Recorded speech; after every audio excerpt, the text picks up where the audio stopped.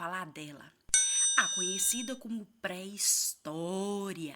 O interessante sobre a pré-história é que ela já nasce causando polêmica. Sim, no século XIX, quando os historiadores eles sentaram para organizar a história da humanidade, eles colocaram esse período com a expressão pré, por quê? Porque eles falavam que não tinham registros escritos. Automaticamente, ela não poderia ser considerada uma história oficial mesmo. Aí colocaram a expressão pré, porque a base do estudo dela foi feito através do auxílio de outras ciências. É por isso que com a história a gente aprende uma coisa fantástica no mundo científico. A humildade. Para a história contar os fatos, ela precisou de ajuda de duas ciências muito importantes. A arqueologia, que promove as escavações e vão procurar artefatos, objetos, fósseis, na busca de desvendar como que aquelas pessoas viviam, como que era a cultura, e também da paleontologia. Sim, essa ciência, ela vai estudar os fósseis considerando o momento geográfico, as interferências geológicas daquele período. Essas ciências vão oferecer então para a história recursos materiais para que ela pudesse estudar e contar para a humanidade como foi o começo de tudo. E nós teremos então o surgimento de duas teorias. Teorias essas que darão base para a grande resposta de onde vem o ser humano, a origem do ser humano. Assim nós teremos a teoria religiosa, que defende que Deus criou os seres humanos. Essa teoria é sustentada por um livro, que é a Bíblia. E nós teremos a teoria científica, defendida por Charles Darwin, em seu livro A Origem das Espécies, que ele fala que o ser humano ele foi sofrendo um processo de evolução, de adaptação, até chegar ao estágio que nós estamos hoje. A expressão Homo sapiens, que significa homem sábio. Nós teríamos um ancestral, ou seja, um parentesco longe com os macacos, no qual esse ancestral, ele gerou dois elementos diferentes. O ser humano, que seguiu seu processo evolutivo, e os macacos, que também ficaram seguindo o processo deles, da espécie deles. Por que expressão teoria? Porque é um conhecimento organizado, tem os seus livros, tem os seus argumentos, mas não é um conhecimento absoluto. Ou seja, esses conhecimentos, eles permitem que as pessoas estudem e gerem novas especulações. Isso é uma teoria.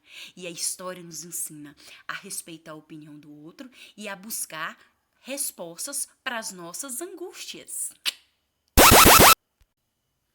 O primeiro fóssil humano, que tem um apelido como Lucy, foi encontrado na região da África. Sim, há cerca de 300, ou alguns historiadores falam 350 mil anos atrás, na região leste da África.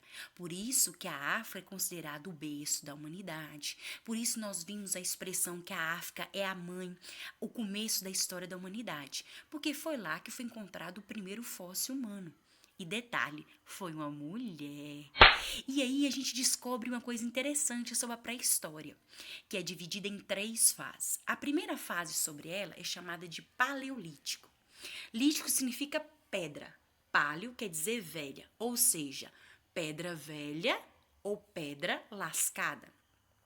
Essa fase, o ser humano vai lutar pela sobrevivência, automaticamente para se proteger, para buscar os recursos da sua alimentação, de vida. É por isso que o principal meio de vida do ser humano no Paleolítico é a natureza. Ele vai viver da caça e da pesca. O ser humano, ele não vai ter lugar fixo para morar. Ele não tem uma casa fixa, ele não tem um local. Por isso a expressão nômade. ou nomandismo, porque ele fica mudando de lugar. A partir do momento onde acaba o alimento, acaba o recurso para ele se proteger da água, do calor, automaticamente ele vai partir para outro lugar. Legal também que nesse período o ser humano vai descobrir o fogo. Gente, o fogo foi o máximo. Porque com o fogo ele começa a se proteger do calor. Ele começa a afastar os perigos e ele começa a também a melhorar até a sua alimentação. Isso afeta o cíclico de toda a espécie humana. Ele começa a se organizar. Daí surge também os principais princípios de família. Vai surgir nesse período chamado Paleolítico, ou chamado também de Pedra Lascada. Sim, já existia uma predisposição para a família, porque o ser humano já tinha percebido que a sua sobrevivência dependia-se dos outros, que viver em coletivo era uma garantia de proteção e que as habilidades eram também diferentes. Olha a importância de conhecer as habilidades e as competências. Sim, tinha pessoas que eram mais habilidosas na caça, na pesca, tinha pessoas que eram mais habilidosas na proteção, ou seja, havia já uma predisposição de divisão de tarefas. As mulheres e os homens nessa época não havia esse distanciamento, essa hierarquia. Embora as mulheres cuidassem da casa, educação dos pequenos, dos alimentos, os homens saíam para pescar, para a caça, mas não havia esse distanciamento e nessa hierarquia, onde um era considerado melhor ou superior, ou uma tarefa era importante mais que a outra. Era um sentimento de coletividade, que é uma coisa linda de se observar nessa primeira fase. Paleolítico ou Pedra Lascada. A comunicação, minha gente. A comunicação é considerada hoje uma arte, que é a pintura rupestre. Sim, eles utilizavam restos de sangue de animais, restos de corante, terras. Os instrumentos, os materiais que eles encontravam na natureza, eles utilizavam nas pinturas rupestres para uma forma de comunicação. Muitos desenhos são estudados até hoje e indicam, segundo os paleontólogos e arqueólogos, que representam lugares que eram perigosos ou então animais. Era uma forma que um grupo tinha para se expressar para o outro, ou seja, havia uma linguagem, havia uma comunicação. E chegamos na segunda fase, ou chamada de Neolítica, Pedra Nova ou Pedra Lapidada. Por quê? Porque nessa fase nós vamos ter a maior revolução que a história da humanidade já teve, que foi a Revolução Agrícola. Sim, eles vão descobrir a agricultura através do quê? Da semente. Então, ao observar que a semente cair na terra, porque nós somos seres racionais e o ser humano desde sempre é um ser que observa, que nota, que presta atenção, eles perceberam que ao jogar a semente, aquela semente no solo gerava uma planta semelhante àquela que já havia. Assim surge a agricultura. E com a Revolução Agrícola, nessa segunda fase neolítica, o ser humano vai poder ficar no lugar fixo. Ou seja, o ser humano passa a ser sedentário, aquele que fica em lugar físico. Isso vai ter um grande problema. Por quê? Quando esse ser humano, ele tem lugar fixo, esses homens agora não precisam sair para pescar, eles começam a controlar e querer tomar conta da sua propriedade. Então, eles passam a controlar a mulher e subjugar a mulher. Então, aquela ideia que nós temos do homem controlar a mulher nasce nessa fase histórica, porque o homem tinha que garantir que o filho era dele. O homem tinha que garantir que a propriedade dele seria destinada para o filho. Então, a mulher passa a ser vista como um instrumento de procriação, para gerar filhos, para garantir que a terra dele seria destinada ao filho dele. Então, surge aí o princípio da união do casamento pela propriedade. Outra fato importante nessa época vai ser a domesticação dos animais.